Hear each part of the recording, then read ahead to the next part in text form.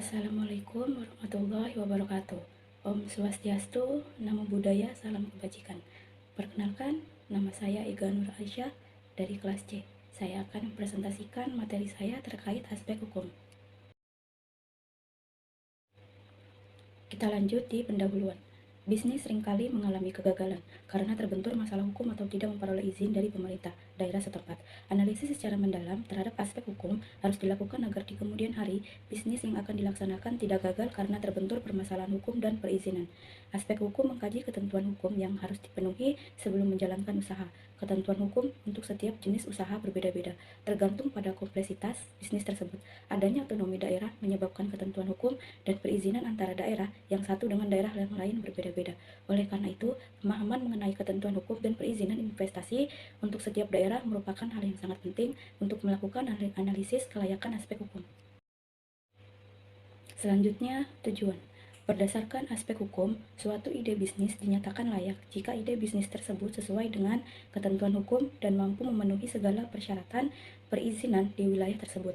Secara spesifik, analisis aspek hukum pada studi kelayakan bisnis bertujuan untuk A. Menganalisis legalitas usaha yang akan dijalankan, B. Menganalisis ketepatan bentuk badan hukum dengan ide bisnis yang akan dilaksanakan, C. Menganalisis kemampuan bisnis yang akan diusulkan dalam memenuhi persyaratan perizinan, D. Menganalisis jaminan-jaminan yang bisa disediakan jika bisnis yang akan dibayar dengan pinjaman. Selanjutnya, hal yang perlu dipahami.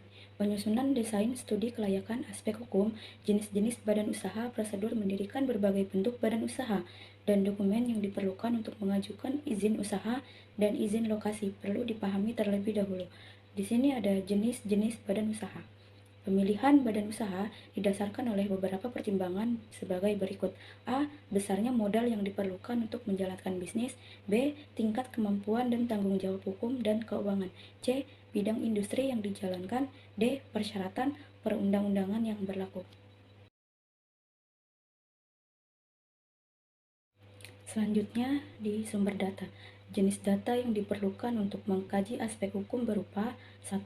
Data primer, berupa data tentang tanggapan dan persetujuan masyarakat di sekitar lokasi berkaitan dengan ide bisnis yang akan dilaksanakan. 2. Data sekunder, berupa data literatur tentang hukum bisnis, peraturan perundang-undangan pendirian usaha, dokumen-dokumen hukum, dan persyaratan untuk memperoleh perizinan. Selanjutnya, responden atau narasumber. Untuk menggali data yang berkaitan dengan aspek hukum, pengumpulan data dapat dilakukan terhadap pihak-pihak berikut. A. Masyarakat sekitar lokasi. B. Praktisi hukum. C. Bagian hukum pemerintah daerah yang bersangkutan.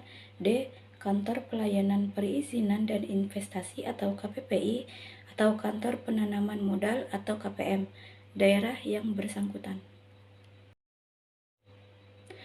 Selanjutnya, metode pengumpulan data. 1. Wawancara. Metode pengumpulan data dengan wawancara dilakukan dengan melakukan wawancara terhadap A. Masyarakat sekitar, B. Pihak keluarga atau desa, C.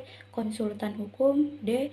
Pihak kantor pelayanan perizinan dan investasi atau KPPI daerah setempat, E. Perbankan atau lembaga keuangan lainnya. 2. Studi dokumentasi. Studi dokumentasi dilakukan untuk mengetahui kelengkapan perizinan yang harus dipenuhi untuk menjalankan usaha dan kelengkapan jaminan jika bisnis dibiayai dengan pinjaman. Lanjut, instrumen pengumpulan data. Instrumen pengumpulan data yang digunakan untuk analisis aspek hukum studi kelayakan bisnis adalah 1. Pedoman wawancara.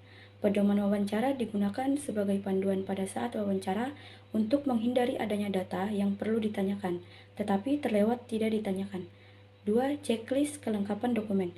Checklist ini digunakan untuk meneliti tingkat kelengkapan dokumen yang diperlukan untuk menjalankan rencana usaha yang akan dilakukan. Berdasarkan hasil wawancara yang diperoleh, proses dilanjutkan dengan kegiatan mengumpulkan dokumen yang diperlukan untuk mendirikan usaha.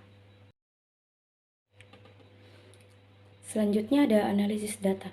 Analisis data yang digunakan pada aspek hukum adalah analisis kualitatif, yaitu dengan membandingkan secara kualitatif antara ketentuan-ketentuan hukum dengan kemampuan pelaku bisnis dalam memenuhi ketentuan tersebut, persyaratan perizinan dan kemampuan memenuhi persyaratan perizinan tersebut, serta persyaratan jaminan dan kemampuan memenuhi jaminan jika bisnis dibiayai dengan pinjaman.